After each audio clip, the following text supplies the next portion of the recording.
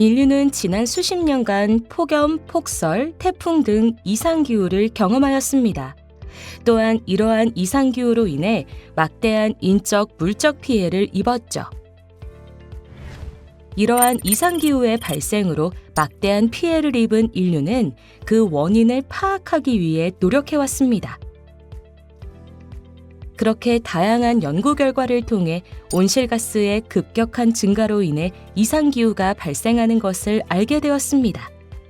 전 지구의 온실가스 농도는 산업화 이전과 비교해 지속적으로 증가하고 있는 상황이며 이산화탄소는 산업화 대비 1.49배, 메탄은 2.62배, 아산화질소는 1.23배 증가했고 매년 최대치를 갱신하고 있습니다. 이러한 온난화 현상의 과학적 증거는 IPCC 자료를 통해 더욱 명확하게 알 수 있습니다. 이렇게 악화되는 상황 속에서 국제사회는 온실가스 배출과 기후변화 문제의 심각성을 인식하고 이를 해결하기 위해 다양한 노력을 기울이게 되었으며 중점적인 문제 해결을 위해 탄소 중립을 추진하고 있습니다.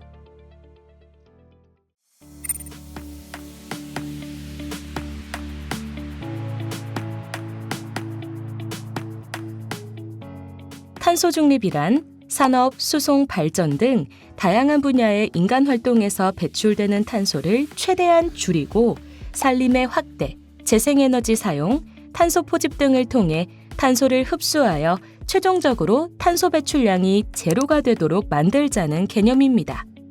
좀 더 쉽게 이야기하면 배출되는 탄소량과 흡수되는 탄소량을 같게 하여 순 배출량을 0, 즉 제로가 되도록 만드는 것입니다. 넷째로, 탄소 중립 달성을 위해 먼저 기후변화와 관련된 국가 간 협약을 체결하였는데요. 기후변화 협약의 궁극적인 목적은 인류의 노력으로 기후 시스템이 위험에 처하지 않는 수준까지 온실가스의 농도를 안정화시키는 것에 있습니다. 92년 리우데자네이루 지구정상회의에서 기후변화 협약을 위한 각국의 서명을 시작으로 97년 선진국의 온실가스 감축 의무를 부과하는 국제협약인 교토의정서를 채택하였으며 2020년 만료 예정이었던 교토의정서를 대체하기 위하여 2015년 선진국과 개도국이 모두 참여하는 파리 기후변화 협정을 채택하였습니다. 파리 기후변화 협정은 장기적으로 지구 평균 기온 상승을 산업화 이전 대비 2도씨보다 상당히 낮은 수준으로 유지하고 나아가 1.5도씨로 제한하기 위해 노력해야 한다는 내용으로 당사국들은 협약에 근거하여 장기 저탄소 발전 전략인 LEDS와 국가 온실가스 감축 목표인 NDC를 제출하기로 합의하였습니다. 한편 1992년 기후변화 협약 이후 기후변화에 관한 정부 간 협의체인 IPCC가 설립되었는데요. IPCC에서는 2100년까지 지구 평균 온도 상승폭을 1.5도씨 이내로 제한하기 위해서 전 지구적으로 2030년까지 이산화탄소 배출량을 2010년 대비 최소 45% 이상 감축하여야 하고 2050년경에는 탄소 중립을 달성해야 한다는 경로를 제시했습니다. 이러한 달성 목표에 따라 각국은 탄소 중립 달성을 위해 목표를 선언하는 등 다양한 노력을 기울이게 되었습니다. 탄소 중립으로의 흐름은 몇몇 나라에만 국한된 것은 아닙니다. 기후변화 협약에 참여한 198개 회원국들은 탄소 중립을 이미 달성했거나 법제화, 선언, 정책화 등의 방법을 적극적으로 검토하고 있는 상황이며 산업, 환경 여건 등에 따라 일부 국가는 탄소 중립을 자체적으로 달성했다고 선언했습니다. 파리협정은 국가 온실가스 감축 목표라고 하는 NDC의 개념부터 출발합니다. 국가가 얼마나 온실가스를 감축할지 목표를 설정하여 유엔에 제출합니다. 그리고 그 이행에 대한 책임은 각 국가에 있으며 5년 단위의 전 지구적 이행 점검 등 순환적인 과정을 통해 온실가스 감축 시스템을 구축했습니다. 파리협정은 각 국가가 제출한 목표를 제대로 이행하지 않더라도 다른 국가 및 NGO 단체로부터 비판을 받는 정도일 뿐 파리협정 체제에서는 제재를 가할 수 없습니다. 이처럼 탄소 중립 정책의 이행과 동참을 강제적으로 이끌 수 있는 수단이 부족하다는 사실이 바로 파리협정이 가진 한계점입니다. 이러한 파리협정의 한계를 극복하기 위해 각 국가의 이행과 동참을 강제할 수단이 필요합니다. 기후 이슈를 대응하기 위해 국제적으로 규범화되고 있고 온실가스 감축이나 탄소 중립을 이행하는 다양한 이니셔티브가 존재합니다. 대표적으로 RE100, SBT, TCFD, PCAF 등이 있습니다. 최근 기업들의 자발적 이니셔티브 참여가 빠르게 증가하고 있으며 그만큼 기업들도 탄소 중립, 온실가스 감축이 기업 활동에서 중요한 요소라는 점을 인식하고 있습니다. 그렇다면 우리나라는 탄소 중립 정책에 대해 어떤 방향을 취하고 있을까요? 우리나라는 탄소 중립이라는 대전환 시대에 대응하기 위해 2050 탄소 중립 추진 전략을 마련하여 2020년 12월에 발표하였습니다. 탄소 중립, 경제 성장, 삶의 질 향상 동시 달성을 목표로 경제 구조의 저탄소화, 저탄소 산업 생태계 조성, 탄소 중립 사회로의 공정 전환 3대 정책 방향과 탄소 중립 제도 기반 강화라는 3+1의 전략을 추진하기로 하였습니다. 경제 구조의 저탄소화를 위해 에너지 전환 가속화, 고탄소 산업 구조 혁신, 미래 모빌리티로 전환, 도시 및 국토 저탄소 전략을 추진하고 있으며 저탄소 산업 생태계 조성을 위해 새로운 유망 산업 육성, 혁신 생태계 저변 구축, 순환경제 활성화를 추진하고 있습니다. 또한 탄소 중립 사회로의 공정 전환을 위해 취약 산업 계층 보호, 지역 중심의 탄소 중립 실현, 탄소 중립 사회에 대한 국민 인식을 제고하고 있습니다. 이 세 가지 정책과 탄소 중립 제도적 기반 강화를 위해 재정 제도를 개선하고 녹색 금융을 활성화하며 R&D를 확충하고자 합니다. 재정 제도 개선을 위해 기후 대응 기금을 신규로 조성하고 탄소 중립 친화적인 재정 프로그램을 구축 및 운영하며 2021년부터 관련 예산과 세제 지원을 강화하고 있습니다. 녹색 금융 활성화를 위해서는 정책 금융의 선도적 지원을 확충하고 민간 자금 유입 확대를 유도하며 기업 공시 시장 등 인프라를 정비합니다. 또한 R&D를 확충하기 위해 핵심 기술 개발을 집중적으로 지원하고 효과적인 지원 방식을 구축하고 있습니다.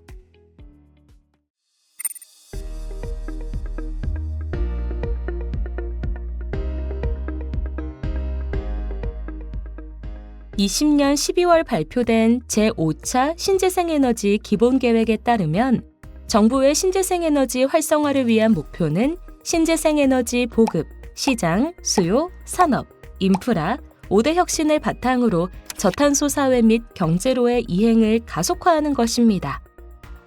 제5차 신재생에너지 기본계획의 주요 특징은 제9차 전력수급 기본계획과 기간 및 목표를 맞추어 에너지 분야 장기계획 간 정합성을 확보하고 기존 신재생에너지 기본계획에서 다소 부족했던 전력계통, 재생에너지 수요, 신에너지 등의 내용을 대폭 보완한 것입니다.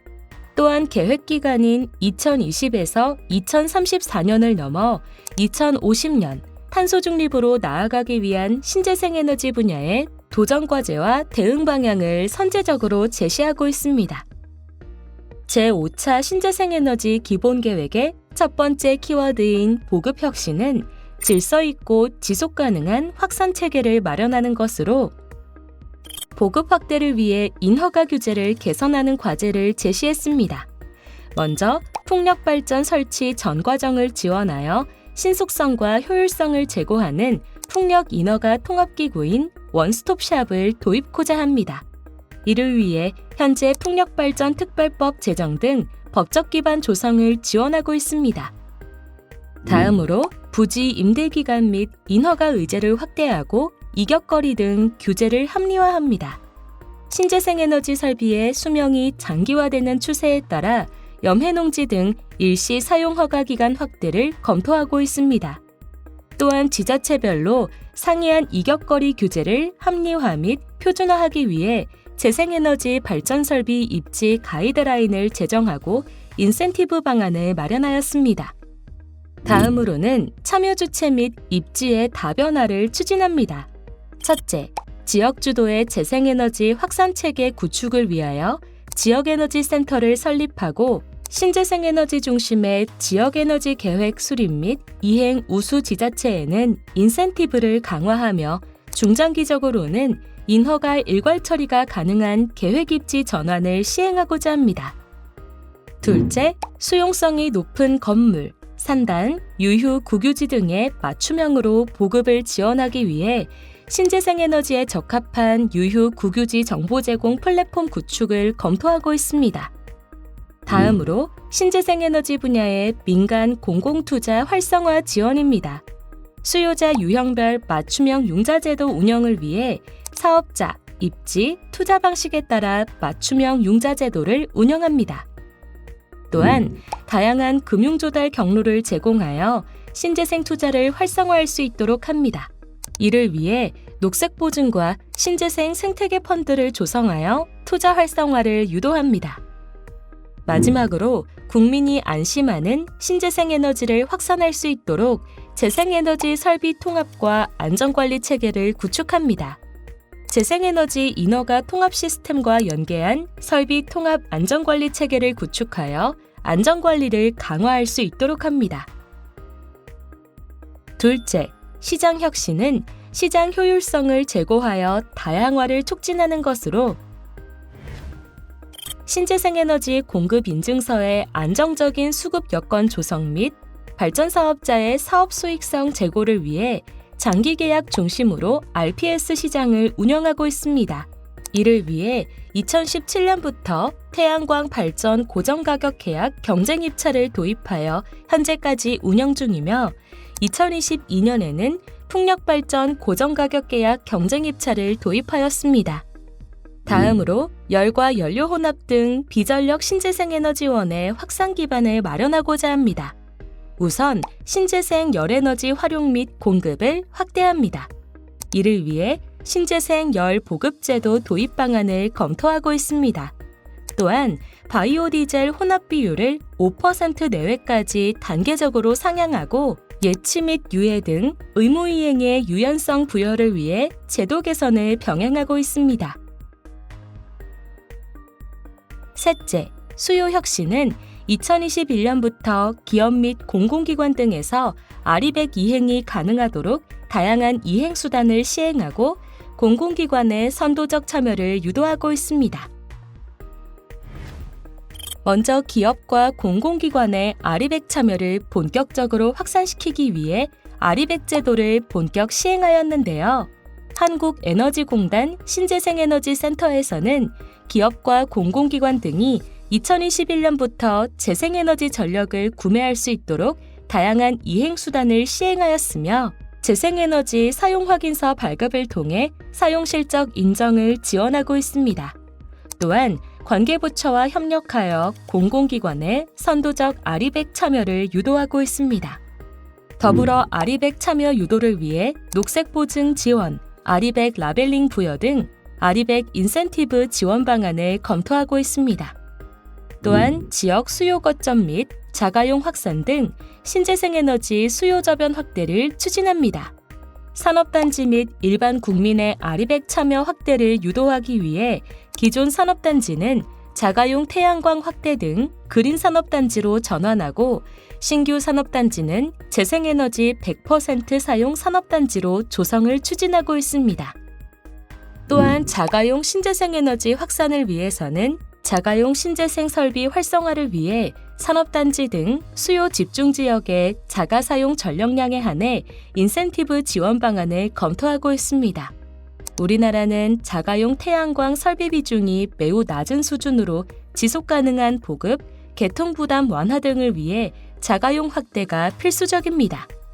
다음으로 재생에너지 활용도 향상을 위한 융복합 수요 창출입니다.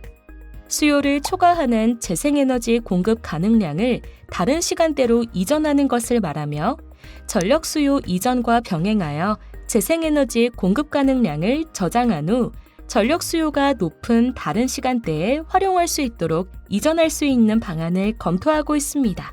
또한 재생에너지 공급 가능량을 효율적으로 저장 및 활용하기 위해 저장 기술별 적정 저장 믹스 계획을 수립하고 평가를 정례화합니다.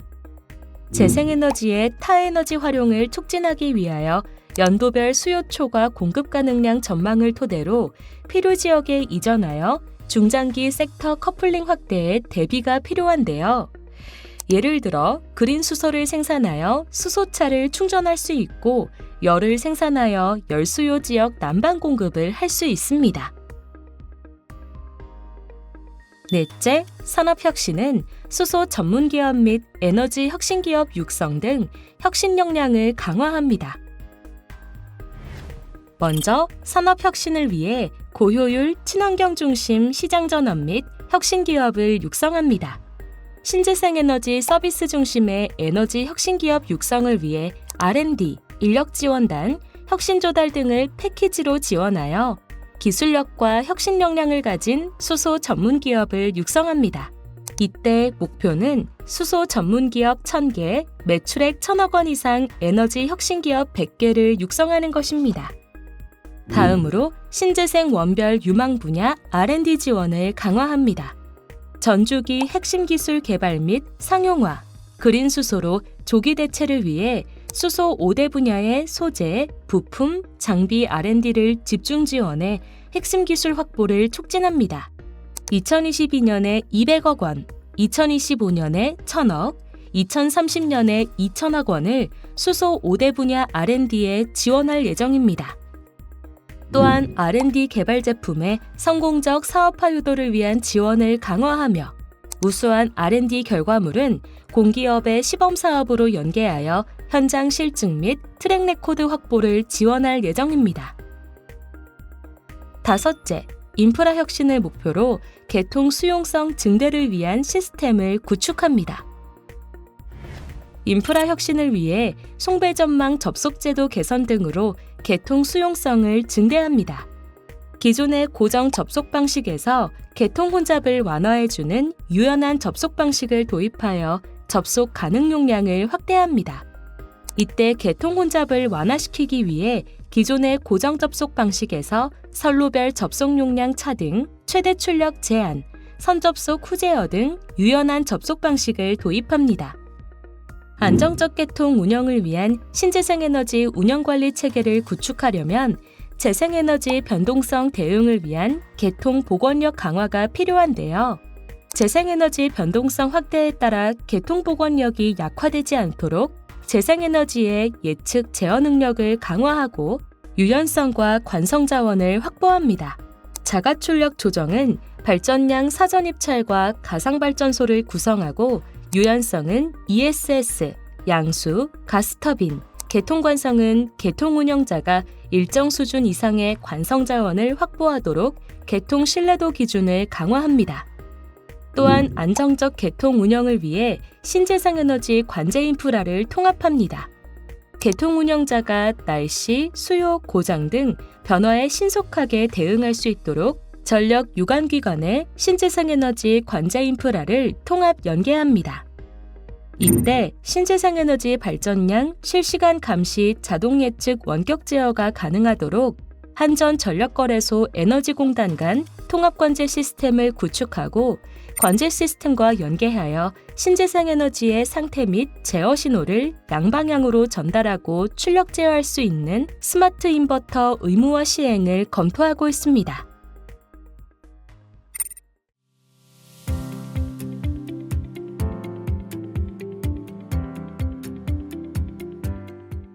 공공기관은 에너지 절약 및 효율 향상, 재생에너지 보급 촉진 등의 선도적인 역할을 통해 범국민적 에너지 절약 의식 및 성과를 확산시키는 중요한 역할을 담당하고 있습니다.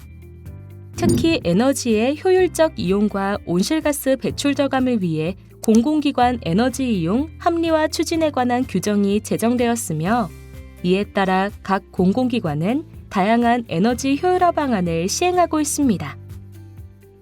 규정에 따르면 공공기관은 녹색 건축물 조성 지원법 시행령에 따라 제로에너지 건축물 인증을 취득하여야 하며 연면적 1만 제곱미터 이상의 신축 또는 별도로 증축하는 경우 건물 에너지 관리 시스템을 구축해 운영하며 한국에너지공단을 통해 설치 확인을 받고 5년 이내에 운영 성과 확인을 받아야 합니다. 여기서 제로에너지 건축물 인증제도란 건축물 에너지 성능을 극대화하고 신재생 에너지를 활용한 건축물을 대상으로 에너지 자립 수준에 따라 등급을 부여하는 제도이고, 제로에너지 건축물 만족 조건에 포함되는 건축물 에너지 효율 등급 인증이란 건축물의 설계 및 시공 단계에서부터 에너지 효율적 설계를 채택해 원천적으로 에너지를 적게 소비하는 에너지 절약형 건물을 보급하기 위한 제도입니다. 건물 에너지 관리 시스템은 에너지 사용 내역을 모니터링해 최적화된 건축물 에너지 관리 방안을 제공하는 시스템이며, 규정에 따르면 연면적 3,000제곱미터 이상 주용도 업무시설의 건축물을 소유한 공공기관은 5년마다 의무적으로 에너지 진단 전문기관으로부터 에너지 진단을 실시해야 합니다. 제로에너지 건축물 인증 또는 건물 에너지 관리 시스템 설치 확인을 받은 경우 1회에 한해 에너지 진단을 면제해주고 건물 에너지 관리 시스템을 통해 5% 이상의 에너지 절감 성과를 달성한 경우 2회마다 1회씩 면제받을 수 있습니다. 에너지 진단 결과 에너지 절감 기대 효과가 5% 이상이고 투자비 회수 기간이 10년 이하인 개선안은 에너지 진단이 종료된 시점으로부터 2년 이내에 자체 개선 사업 또는 에스코 사업을 활용하여 개선해야 합니다. 다음은 에너지 진단 제도입니다. 에너지 진단 제도란 에너지 진단 전문기관이 개별 사업장의 에너지 이용 흐름을 파악하여 에너지 손실 요인을 발굴하고 최적의 개선안을 제시하는 제도이며, 에너지 절약 전문기업 제도란 에너지 절약 전문기업이 에너지 절약형 시설에 선 투자한 후 에너지 절감액으로 투자비를 회수하는 제도입니다. 신재생에너지 설비 공공기관 설치 의무화 제도에 따라 공공기관에서 일정 용도의 연면적 1,000제곱미터 이상의 건축물을 신축, 증축, 개축하는 경우에는 예상에너지 사용량의 일정 비율 이상을 신재생에너지로 공급하도록 신재생에너지 설비를 설치해야 하며, 설치 시 관련 법에 따른 인증 제품을 사용하고 시공 기준을 따라야 합니다. 또한 규정에 명시되어 있는 대로 공공기관에서 연면적 1,000제곱미터 이상 신축, 증축 또는 냉방 설비를 전면 교체할 경우 냉방 설비 용량의 60% 이상을 비전개식 냉방 설비로 설치해야 합니다. 공공기관에서 특별한 이유가 없는 한 에너지 소비 효율 1등급 제품과 고효율 에너지 기자재 인증 제품을 우선 구매해야 합니다. 여기서 에너지 소비 효율 등급 표시 제도란 제품의 에너지 소비 효율에 따라 의무적으로 등급 라벨을 표시한 제도이고, 고효율 에너지 기자재 인증 제도란 에너지 소비 효율이 높고 보급 촉진 필요성이 있는 제품을 인증하여 초기 시장 형성 및 보급을 촉진하는 인증 제도를 말합니다. 대기전력 저감 프로그램은 대기전력 저감 기준에 미달하는 제품에는 경고 표시를, 만족하는 제품에는 에너지 절약 마크를 표시하는 제도입니다. 효율적인 에너지 이용을 위해 반드시 적정 실내 온도를 준수해야 하며, 특히 공공기관에서는 냉방 설비 가동 시 적정 실내 온도를 평균 28도씨 이상으로, 난방 설비 가동 시 적정 실내 온도를 평균 18도씨 이하로 준수해야 합니다. 만일 비전기식 냉난방 방식을 60% 이상 적용하면 2도씨 완화 적용이 가능합니다. 또한 공공기관은 업무용 자동차 모두를 환경 친화적 자동차 중 전기 자동차 또는 수소 전기 자동차로 구입 및 임차해야 하고, 청사 주차장에는 주차 면적의 10% 이상을 경차 및 환경 친화적 자동차 주차면으로 설치해야 합니다. 정부는 수송 부문 에너지 효율 향상을 위해 다음과 같은 다양한 제도를 시행하고 있습니다. 자동차 에너지 소비 효율 등급 표시 제도란 자동차의 도심, 고속연비 및 복합연비, 복합연비에 따라 부여되는 등급과 이산화탄소 배출량을 표시하는 제도이고, 타이어 에너지 소비 효율 등급 표시 제도란 타이어의 에너지 효율 등급을 표시하여 소비자들이 효율이 높은 타이어를 구매할 수 있도록 유도하는 제도입니다. 전기자동차 충전 서비스 육성 사업은 전기차 민간 충전 사업자에게 충전기 구축 비용의 일부를 지원해 충전 인프라 생태계가 조성될 수 있도록 돕는 제도를 말합니다. 공공기관의 장은 임직원에 대하여 에너지 절약, 신재생 에너지 및 기후변화 대응 등의 자체 교육을 연 1회 이상 실시해야 합니다. 더불어 에너지 지킴이, 청사관리자 및 건축기계, 전기설비 등 에너지 이용 합리화 추진 담당자에 대해서는 8시간 이상의 전문기관 교육을 받도록 해야 합니다. 공공기관에서는 한국에너지공단의 지정 양식을 통해 에너지 이용 합리화 추진 계획을 매년 1월 31일까지, 추진 실적을 매년 3월 31일까지 제출해야 합니다. 더불어 공공기관은 에너지 이용 합리화 추진 실적 및 이행 여부 등에 대한 실태 점검을 연 2회 이상 받아야 하고, 산업통상자원부 장관은 실태 점검 결과를 관리감독기관과 언론에 공표할 수 있습니다. 이러한 추진 실적 및 실태 점검 결과는 업무 평가에 반영될 수 있고, 예산 편성 시에도 에너지 절약 실적이 반영될 수 있습니다. 에너지 이용 합리화 추진 실적이 우수한 기관에 대해 포상을 실시할 수 있고, 미흡한 기관에 대해서는 조치 명령을 내릴 수 있으며, 조치 명령을 받은 기관은 30일 이내에 조치 결과와 향후 계획 등을 산업부 장관에게 보고해야 합니다. 신기후 체제에 대응하는 국가에너지 전환의 시대, 그 어느 때보다 공공기관의 역할이 중요하다는 사실을 꼭 기억해 주시기 바랍니다. 감사합니다.